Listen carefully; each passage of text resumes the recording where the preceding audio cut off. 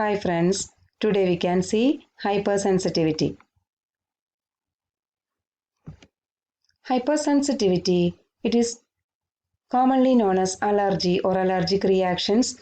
It is a violent reaction of our immune system leading to severe symptoms and even death of the person. Death occurs due to re-exposure to the same antigen for the second time. The substances causing allergy or hypersensitivity are called allergens. The main allergens are drugs, pollen grains, spores, feathers, foodstuffs, etc. Only 10% of people suffers from hypersensitivity. It produces a variety of reactions manifest immediately or in a delayed state. Mainly four types of hypersensitivity: type 1, type 2, type 3 and type 4. First we can see type 1 hypersensitivity, also known as immediate hypersensitivity or anaphylaxis. It is mediated by IgE antibodies. Two phases are there: sensitization phase and effector phase. In type 1 hypersensitivity, we can see it may be either systemic or localized. Systemic, it is a fatal condition caused by venom, drugs, insulin, seafoods, etc. Then localized, it is mainly inherited, and it is genetically determined, and this inherited tendency to manifest localized hypersensitivity is called atopy. Coming to the phases, in the first phase we can see antigenic stimulus. On the first antigenic stimulus, IgE antibodies are produced, and these antibodies they go and attach to the specific receptors present on surface of mast cells and basophils. Now the person gets sensitized. Sensitization phase is over. In the effector phase, that is on second exposure to the same antigen, this antigen they go and directly cross-link to the IgE antibodies present on the surface of mast cells and basophils, and this activates mast cells and basophils, resulting in degranulation reaction, and the granules they release some mediators, that is mainly histamine, serotonin, heparin, prostaglandin, leukotriene, etc. etc. These are the mediators of anaphylaxis. Two types of mediators can be seen: primary and secondary mediators. Primary mediators are histamine, serotonin, heparin, etc. Secondary mediators are prostaglandins, leukotrienes. These mediators bring about anaphylactic reactions. The main reactions are burning, itching, vasodilation, edema, smooth muscle contraction, and increased vascular permeability. This is the diagrammatic representation, that is, on first exposure, this B cell, it's an antigen presenting cell, it get activated and process and present the antigen to T helper cell. T helper cell produces T helper 2 response. As a result, B cell get activated, they start proliferating and produce plasma cells. These plasma cells, they start secreting IgE antibodies. These antibodies, they go and bind to the surface of the mast cells and basophils and are ready for the reaction. On second exposure to the same antigen, this antigen come and directly cross-link with these IgE antibodies present on the surface of mast cells, resulting in degranulation of the mast cells, resulting in the release of various mediators, leading to different anaphylactic reactions.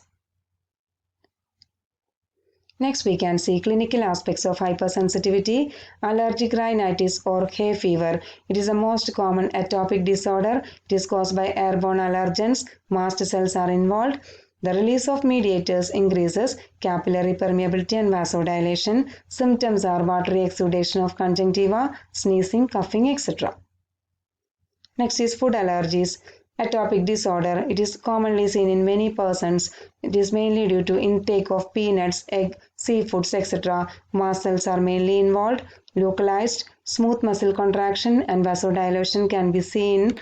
Vomiting, diarrhea, atopic urticaria are the main symptoms.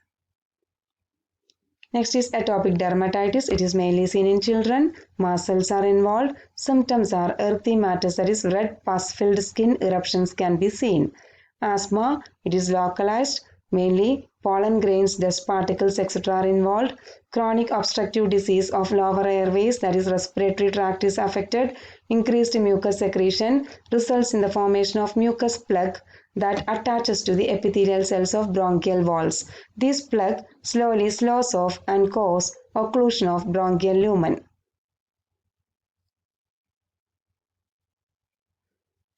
Next is diagnostic methods. Skin test can be used. RAST, it is to detect IgE level for a given allergen. RIST, it is used to detect total IgE in the serum of a person. Next, we can see type 2 hypersensitivity, antibody-mediated hypersensitivity reaction. It is mediated by IgG and IgM classes. Type 2 response is stimulated by binding of antibody to antigen. Three different mechanisms are involved: complement-mediated reaction, ADCC, and antibody-mediated cellular dysfunction. First, we can see complement-mediated reaction. Here we can see the antigen and antibody. They combine to form antigen-antibody complex. This activates the complement system, resulting in the formation of membrane attack complex, leading to lysis. And complement, it can also act as opsonin. The second case is it acts as opsonin, that is, it binds antigen antibody binds to form antigen antibody complex, then the complement come and bind. As a result, this increases the susceptibility of the phagocytosis by macrophages, resulting in lysis.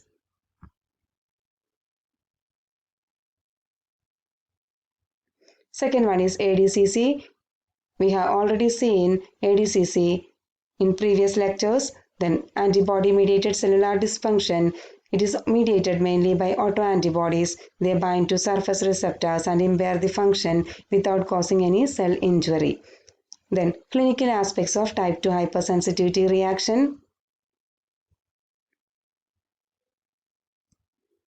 Rh incompatibility, that is erythroblastosis fetalis, blood transfusion reaction, drug-induced hemolytic anemia. Erythroblastosis fetalis we have already seen in immunohematology. Then blood transfusion also, we have already studied that transfusion of ABO-incompatible blood results in complement-mediated cytotoxic reaction, that is lysis of RBC resulting in hemoglobinuria, that is presence of hemoglobin in urine. Then some hemoglobin get converted to bilirubin. Accumulation of bilirubin leads to toxic effects. Fever, chill, nausea, pain in lower back are the main symptoms. Third one is drug-induced hemolytic anemia. Here we can see some drugs, they can act as haptens and combine with RBC and make the RBC antigenic. That is, here for example, antibiotics such as penicillin, it can bind to the surface of RBC and make the RBC antigenic. And this RBC induces antibody production, and this antibody come and bind to the surface, resulting in the lysis of RBC, leading to anemia. The condition is drug-induced hemolytic anemia. That's all about type 2 hypersensitivity. Next we can see type 3 hypersensitivity. It is immune complex mediated hypersensitivity. Here antigens activates the B cells and B cells start proliferating, producing plasma cells. Plasma cells produce antibodies. These antibodies combine with antigen to form antigen-antibody complex. This activate classical pathway. We can see C3 and C5. These are components of classical pathway, and they produce a C3A and C5A. These are acting as anaphylatoxins and chemotoxins. We have already studied. Anaphylatoxins, they activate the mast cells, and the mast cells, they produce vasoactive amines, and these amines, they result in tissue damage. And in the case of chemotoxins, they attract polymorphs, and these polymorphs produces lytic enzymes. This also result in tissue damage.